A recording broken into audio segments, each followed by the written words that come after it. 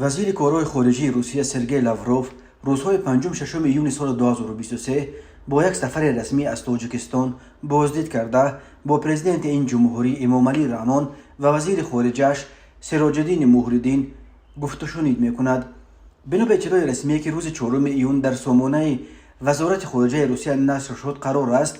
در جریان این مذاکرات طرف‌ها مسائل داغ مناسبت‌های دو جانبه، دورنمای رشد من بعد مناسبت‌های اتفاقچه مسکو و دوشنبه در ساحه‌های سیاست، تجارتی و اجتماعی و بشری بررسی کرده. پیرامون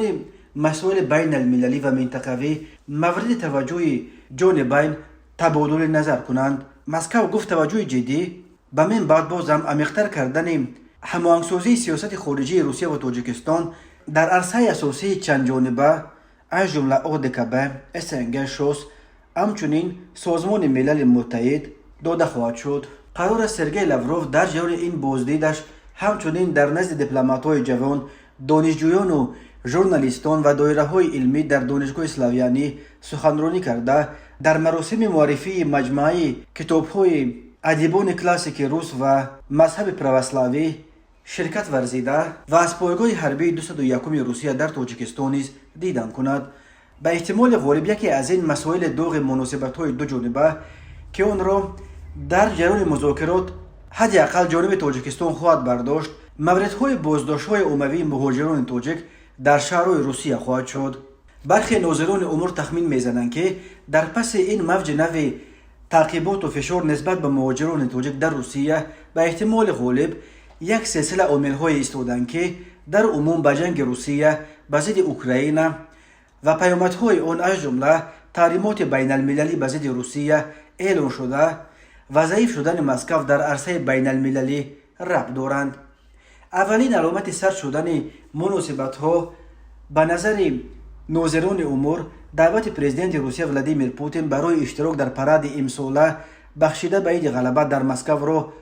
در اول رد کردن پرزیدنت تاجیکستان امامعلی رحمان شد. امامعلی رحمان در نهایت روز 9 مای به مسکو رفت، ولی پوتین که با زودرنجی و کینه‌ورزیش نام برآورده است ظاهراً از این سخت خفه شد. همین طور پوتین شاید از نمایش به نظر او ناکافی صداقت از جانب دولت‌های تحت نفوذ مسکو به ویژه تاجیکستان در امر حمایت از جنگ روسیه به ضد اوکراین عصبانی شده باشد. در این لابلا به نظر تحلیلگران نتیجه های نشست یکم سالن خطای و آسیای مرکزی در شهر سیان که خطای به کشورهای آسیای مرکزی وعده قریب 50 میلیارد دلار سرمایه گذاری داده عملا خود را به این دولت‌ها حتی از روسیه هم نزدیکتر ساخت. سردی مناسبت‌های بین مسکو و دوشنبه را بازم سردتر کرد.